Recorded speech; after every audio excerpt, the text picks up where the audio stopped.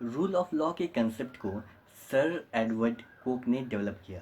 Sir Edward Coke chief justice थे James first के rain में। तो इसके बाद आते हैं डाइसी। मेन इम्पॉर्टेंट रोल है डाइसी का। डाइसी अपने बुक में जो पब्लिश हुआ था 1885 में, बुक का नाम है the rule of the constitution. इसमें उन्होंने ये जो थ्योरी है रूल ऑफ लॉ, इसको एक्सप्लेन किया, फर्दर डेवलप किया। देखिए, रूल ऑफ लॉ में डाइसी बोलते हैं तीन प्रिंसिपल देते हैं। देखिए, याद की जैसे रूल ऑफ लॉ तीन वर्ड है, तो डाइसी के द्वारा तीन प्रिंसिपल दिया गया है रूल ऑफ लॉ में। तो पहला प्रिंसिपल है सुप्रीमेसी ऑफ लॉ, दूसरा प्रिंसिपल है इक्वालिटी बिफोर लॉ, और तीसरा है judgement constitution. Rule of law, और इसमें तीन प्रिंसिपल। तो ये तीनों प्रिंसिपल पहले हम लोग देखेंगे, उसके बाद एडवांटेज एंड डिसएडवांटेज देखेंगे, इसके क्या क्या एडवांटेज है, और फिर हम लोग देखेंगे इंडियन कॉन्स्टिट्यूशन में रूल ऑफ लॉ कहाँ कहाँ है। तो शुरू करते हैं। तो देखिए, सबसे पहले supremacy of law. Supremacy of law में डाइसी कहते हैं कि लॉ सबसे ऊपर है, लॉ से ऊपर कोई नहीं है।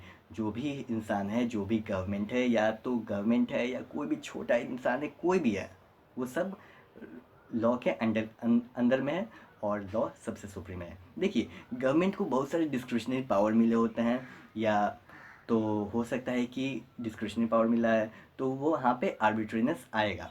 डाइसी का मानना ये था कि अगर डिस्क्रिशनरी पावर हम गवर्नमेंट को देते हैं तो वहाँ पे आर्बिट्रेरीनेस आ जाता है। तो इसीलिए जो डिस्क्रिशनरी पावर है उसे डाइसी इनकार करते हैं, उसे क्रिटिसाइज़ करते हैं, उसे नहीं मानते हैं।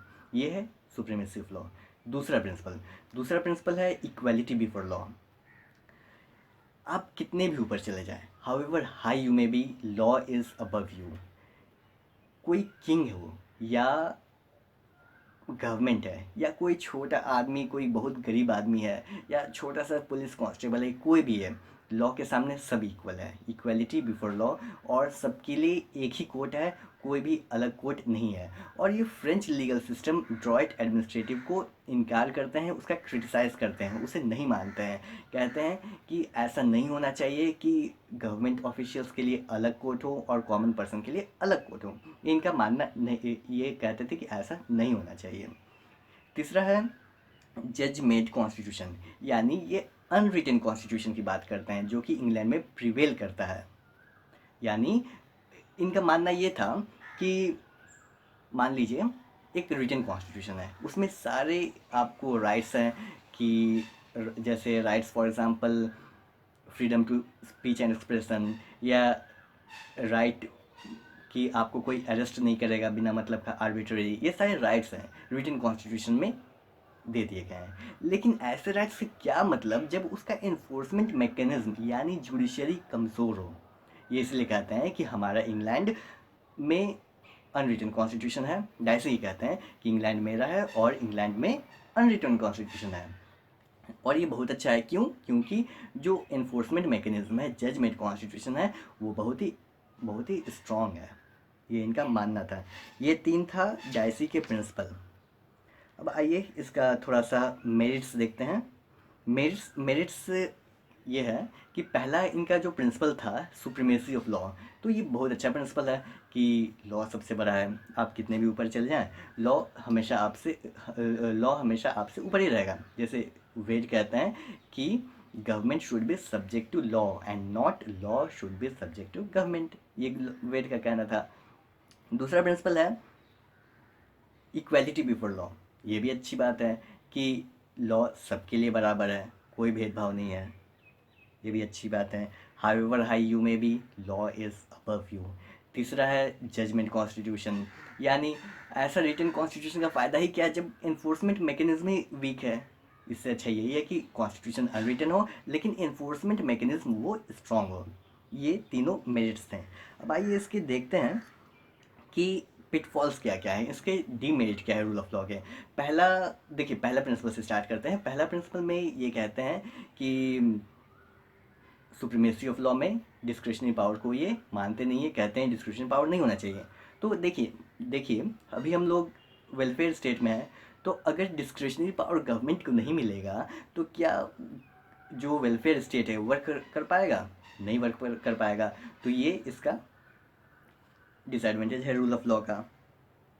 और इनका मानना ये था कि जहाँ भी डिस्क्रिशनरी पावर आएगा वहाँ आर्बिट्रेरियंस आ जाएगा, लेकिन ये हमेशा सही नहीं हो सकता है। अगर डिस्क्रिशनरी पावर दे दिया गया और उससे अच्छे से यूज़ किया जा रहा है, उसका डिस्क्रिशनरी पावर का यूटिलाइजेशन अच्छे से किया जा रहा है, तो आर्बिट्रेरियंस का तो बात ही नहीं आता है, वो लोगों के वेलफेयर में काम आएगा।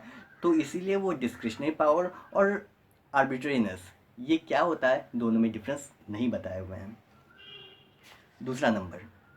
दूसरा ये है कि equality before law. Equality before law में इन्होंने French legal system Druitt administrative को क्रिटिसाइज़ किया, कहा कि ऐसा नहीं होना चाहिए कि गवर्नमेंट ऑफिशियल और कोई कॉमन सिटीजन, ये दोनों के बीच में डिस्प्यूट होता है तो स्पेशल लॉ या स्पेशल कोर्ट होना, ऐसा नहीं होना चाहिए।